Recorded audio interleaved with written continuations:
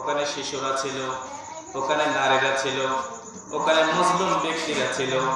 এরা আল্লাহর কাছে কেঁদে কেঁদে চোখের পানি ছেড়ে ছেড়ে ফরিয়াদ করে, আল্লাহ আমাদেরকে এই জালেম জনপদ থেকে ওয়াজআল লানা মিন লাদুনকা ওয়ালিয়া ওয়াজআল লানা মিন লাদুনকা নাসীরা।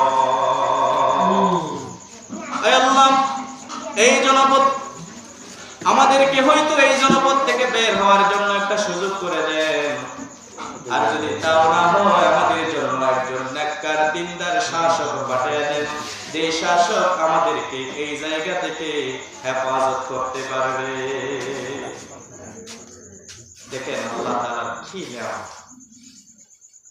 এদের চোখের পানি, এদের কান্না, এদের উপরে এত নির্যাতন হওয়ার পরেও এরা নিজের ঈমান থেকে এক পা পর্যন্ত পিছলে যায়নি, নিজের জায়গায় অটল ছিল।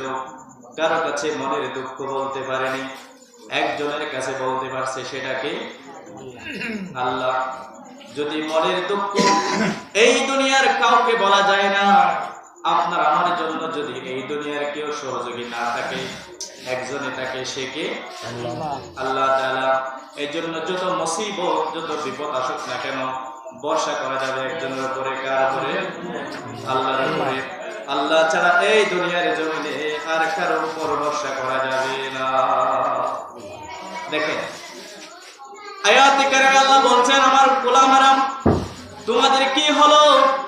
তোমরা কেন সংগ্রাম বা যুদ্ধ করছো না? তোমরা কেন অন্যায়ের বিরুদ্ধে প্রতিহত করছো না? তোমাদের কি হলো? যে সন্তানেরা, যে নারীরা চোখের পানি ছেড়ে দিয়ে আমার কাছে দোয়া করে, আল্লাহ আমাদের জন্য একজন নেককার শাসক পাঠিয়ে দেন, আর না হলে আমাদেরকে এই নগরী থেকে বের করে নেয়। এবার আমরা কি উত্তর দিব?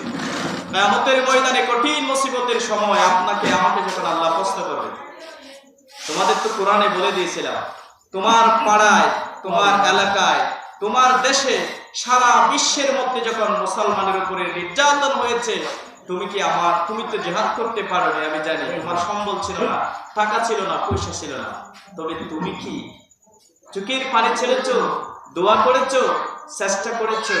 এই কথা যখন আমাকে আপনাকে বলবে, আপনি আর বাঁচার কোনো সুযোগ নাই।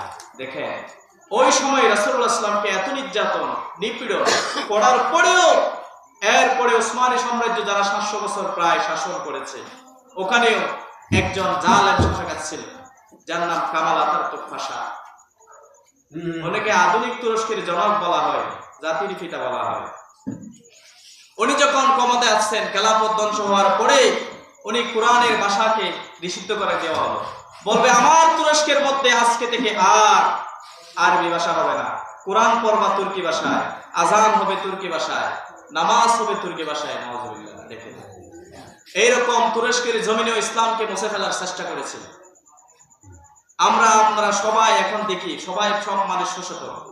ফিলিস্তিন, ইসরায়েল সারাক্ষণ রমজান মাসেও পর্যন্ত আপনার মুসলমান ভাইদের গুলি করে করে ফাঁকির মতো মারতেছে।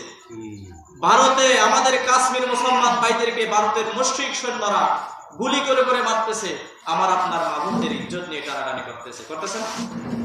আপনার পাশের দেশ ভারত, ওই ভারতেও কত মুসলমান রক্ত দিয়েছে, কত মুসলমানের স্তন কেটে নিয়েছে, কত মুসলমান যুবকেরা বাবা মা খুঁজে পায় না, শিশু সন্তানরা চোখের পানি ছেড়েছে, তাদের বাবা মা খুঁজে পায় না। আমরা দেখেছি, আমরা ওখান থেকে বাদ দিয়ে আমাদের দেশেও আমরা দেখেছি, যারা কোরআনের কথা বলেছে, যারা ইসলামের কথা বলেছে, আল্লাহর বিধান বাস্তবায়নের কথা বলেছে, তাদের জেল হয়েছে, তাদের ফাঁসি হয়েছে, তাদের উপরে হামলা হয়েছে, মোকদ্দমা হয়েছে। আপনার এলাকায় মহল্লায় এত কিছু হচ্ছে, আমরা দেখছি সুখে, আমরা এগুলো বাধা দিতে পারছি না। আমাদের দেশে অনেক কিছু আছে। জিহাদের কথা বলে অনেকে জঙ্গি বলে না? জিহাদ কিন্তু জঙ্গির সাথে এক না। জিহাদ আপনার উপরে নামাজ যেমন করো, জিহাদও তেমন করস। অন্যায়ের বিরুদ্ধে প্রতিবাদ করার বিষয়ে আল্লাহ তাআলা আমাদেরকে নির্দেশনা দিয়েছে। আল্লাহর জমিনে আল্লাহর দ্বীন বাস্তবায়ন করার নাম হচ্ছে জিহাদ। চেষ্টা করার নাম কি? জমিন কার? আইন চলবে কার? আইন চলবে আল্লাহর, জমিনও আল্লাহ। আপনি জিহাদ করবেন, অস্ত্র দিয়ে না, গুলি দিয়ে না, যেখানে প্রয়োজন সেখানে করবেন। তবে আপনার কণ্ঠ আছে, আপনি কণ্ঠ দিয়ে ইসলামের পক্ষে কথা বলেন, এটা আপনার জন্য জিহাদ হয়ে যাবে। আপনার হাত আছে, লিখে কথা বলেন ইসলামের পক্ষে, এটা আপনার জন্য জিহাদ হয়ে যাবে। আপনার কণ্ঠ আছে, আপনি সঙ্গীতের মাধ্যমে প্রচার করেন, এটা আপনার জন্য জিহাদ হয়ে যাবে। তাহলে আপনার শেয়ার আছে, আপনি শেয়ারে বসে কোরআনের কথা বলেন, আপনি ক্ষমতা প্রয়োগ করেন, এটা আপনার জন্য জিহাদ হয়ে যাবে। এখন কিছু বাম ডান ইসলাম বিরোধী শক্তি জিহাদকে জঙ্গিবাদ বলে না? জিহাদকে কি বলে? জঙ্গিবাদ বলে। জিহাদ আর জঙ্গিবাদ এক না। দেখেন, আমাদের বিশ্বনবী হযরত মুহাম্মদ সাল্লাল্লাহু আলাইহি ওয়াসাল্লাম ছিলেন একজন মুজাহিদ, আবু জাহেল ছিলেন একজন জঙ্গি, যিনি ইসলামের বিরুদ্ধে কথা বলবে, কোরআনের বিরুদ্ধে কথা বলবে, এনারা সবাই জঙ্গি। এরপরে ইব্রাহিম আলাইহিস সালাম ছিলেন মুজাহিদ, নমরুদ ছিলেন জঙ্গি, মুসা আলাইহিস সালাম ছিলেন মুজাহিদ, ফেরাউন ছিলেন জঙ্গি। এক কথায় যারা আল্লাহর সৃষ্টি হয়ে, আল্লাহর গোলাম হয়ে, আল্লাহর খেয়ে, আল্লাহর পড়ে, আল্লাহর দেয়া নিয়ামত দুটি চোখ দিয়ে দুনিয়া দেখে, আল্লাহর দেয়া দুটি পা দিয়ে আপনি জমিনে হেঁটে, আল্লাহর দেয়া দুটি হাত দিয়ে আপনি খেয়ে, আল্লাহর দেয়া গাল দিয়ে আপনি খেয়ে আল্লাহর কথা মানবেন না, এটা তো হতে পারে না। হতে পারে? তাহলে আপনাকে আমাকে জিহাদের জন্য কি করতে হবে? আপনার আমার অবস্থানে যারা সুদ খায়, সুদ খায় না, এদের বিরুদ্ধে কথা বলতে হবে, সম্পর্ক নষ্ট করতে হবে। সুদ নেওয়া যাবে না, নেওয়া যেমন দেওয়া তেমন, লেখা তেমন, সাক্ষী টাকা তেমন। আপনি যদি আপনার ভাইকে, প্রতিবেশীকে বিপদে টাকা না দিই, সে যাবে তো সুদের কাছে, যাবে না? আপনাকে আমাকে অবস্থান থেকে বাঁচিয়ে আনতে হবে, হেল্প করতে হবে, সহযোগিতা করতে হবে, যাতে সুদ থেকে বাঁচতে পারে।